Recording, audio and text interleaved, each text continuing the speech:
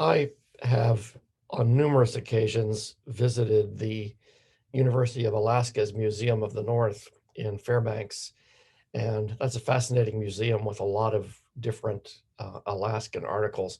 But they have a section on minerals, and they have this particular piece of striped quartz, which I've always thought would make a beautiful soap. So that's the idea in today's video, to try to not exactly replicate that soap, but to make something that looks similar to it. This is the recipe I'm using. It's a 50-ounce recipe to fit into the Essential Depot loaf mold. And for fragrance, I'm using Ceylon Black Tea from Oregon Trail Soaper Supply. That's a really nice fragrance. It does not particularly discolor or accelerate, so it's nice to use in a soap where you need some time. And then I'm using, if you look in the bottom right there, a number of types of clay to give the color. So the coloring is all natural clays. I see I've misspelled Brazilian there in the middle, but sorry about that. For this soap's colors, we're using clays. So this is a mixture of Australian red reef clay and some white kaolin to make a fairly red shade. And then we have Brazilian gold clay, and then some French rose clay for pink. We have French green clay, some French red clay for an orange shade, and then Brazilian purple clay, all in about equal quantities. The lye water is at 101 Fahrenheit, and it has the sugar and sodium lactate in it. The oils are at 90 degrees Fahrenheit, and they have the fragrance oil in them. I've prehydrated the clays with a little bit of water, which is above the amount of water in the recipe.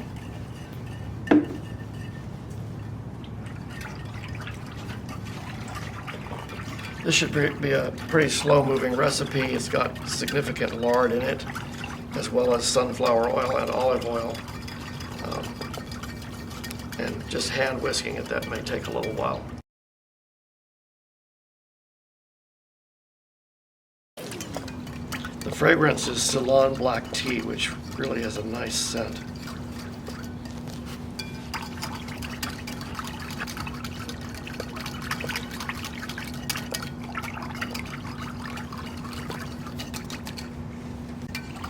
I've been stirring this for a while since the camera was off, and I think it's ready now to separate into the colors. I'm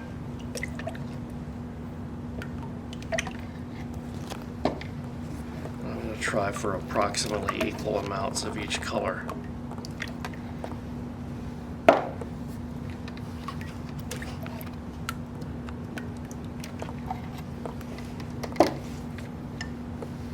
The French green clay always ends up kind of lumpy.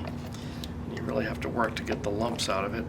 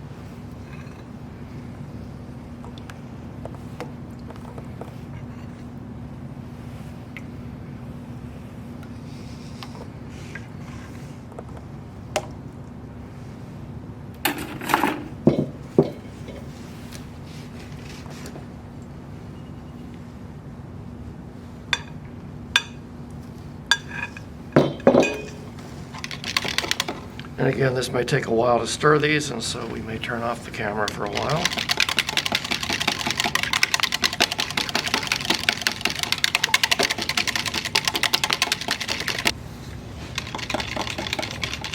Again, I've been stirring these for a while since the camera was off, but they're just about ready here. They're not really at trace, but they're at a very good emulsion, and I can definitely feel a little bit of thickening happening. I've got them in order here: red, gold, rose pink, green, orange, purple. I'm going to start out pouring in that order, but because in a natural rock they wouldn't always go the same order over and over, I'll mix things up a little bit as we go. So, get these out of the way here. The idea is to prop this mold up at a fairly steep angle and then pour down the wall.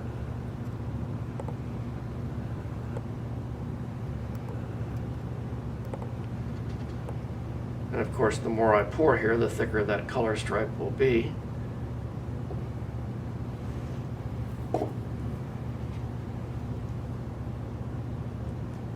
This is just a nice texture for pouring.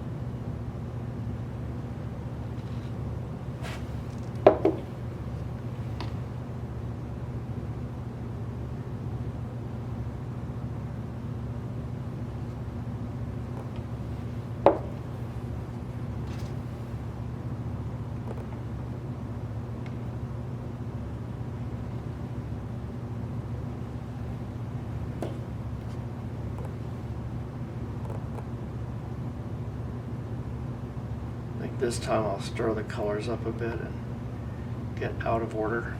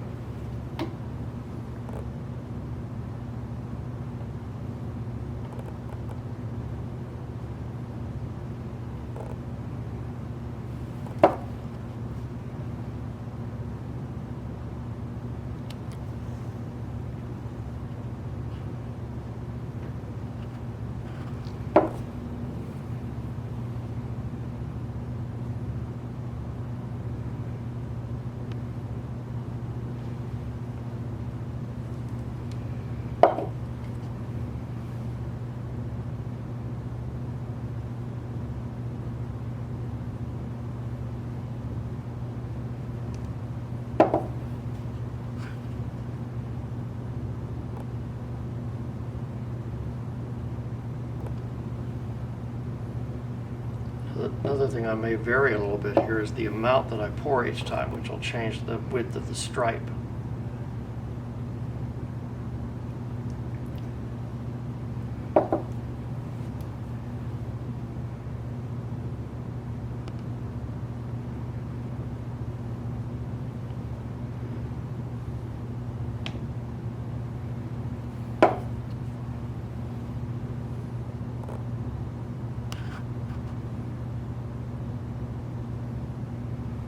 Stop for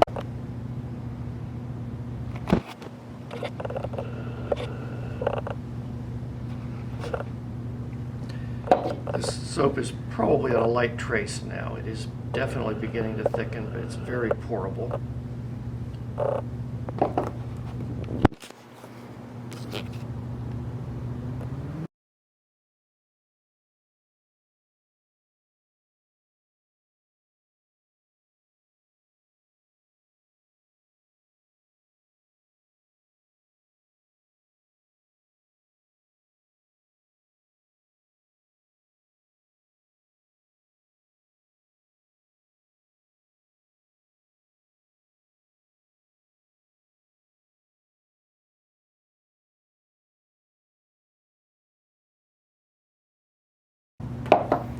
can feel this thickening quite a lot now, so I'm going to try to pour faster.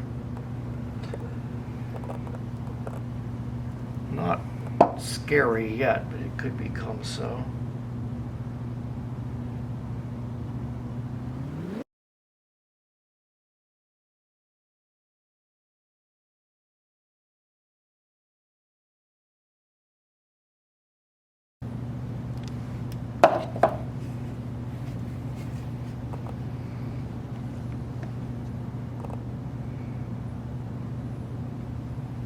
Swirling the soap in the cup softens it up a little bit so it pours easier.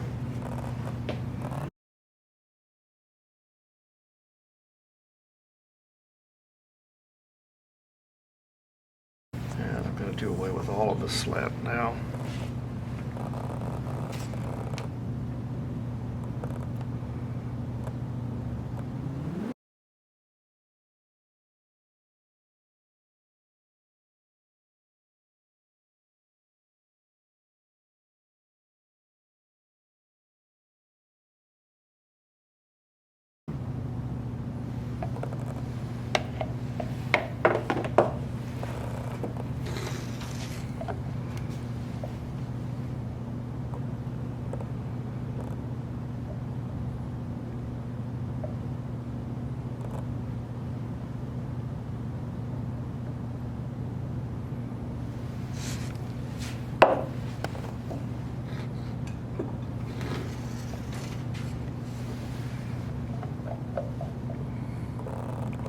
Hoping these last pours, which are a little messier, don't ruin the pattern. They're definitely messier. I'm finishing up each color now as I go.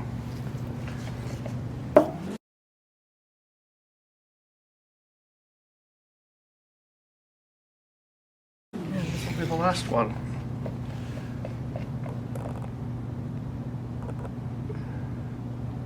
Sorry if my hands are in the way of the camera.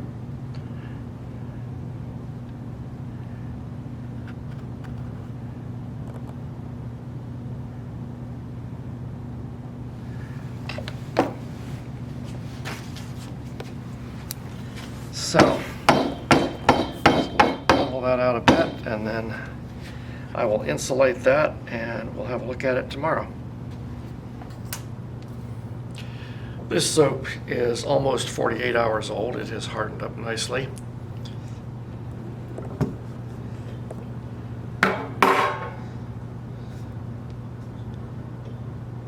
I would often unmold after about 24 hours, but after my finding that the wood grain soap was still a little sticky, then I decided to give this one an extra day.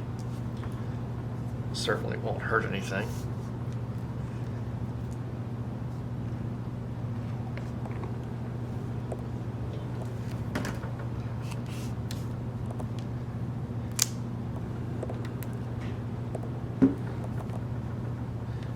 Say that side looks rather minerally. This side less so.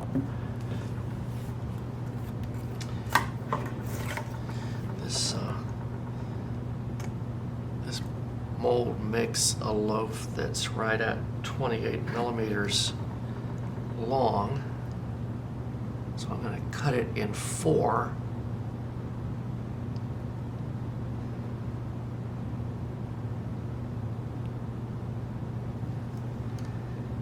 Then make slices, what would be vertical from this direction, to show that grain.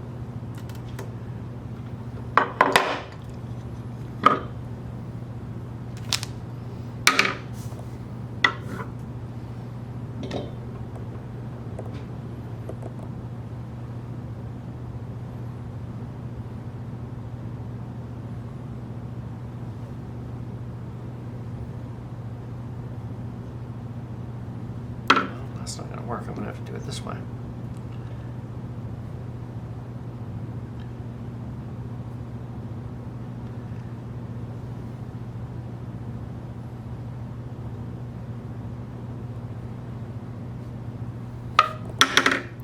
My wire cutter is running into the corners of the soap.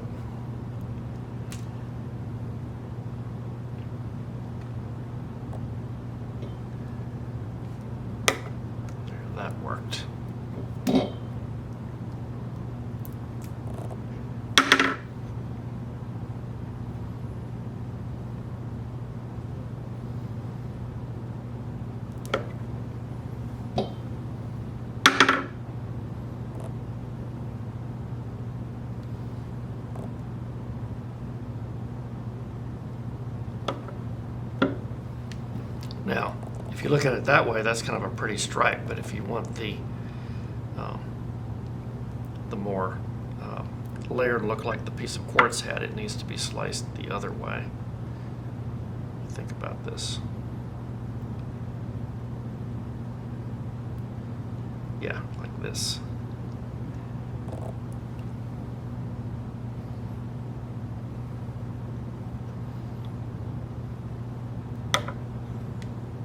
That did it.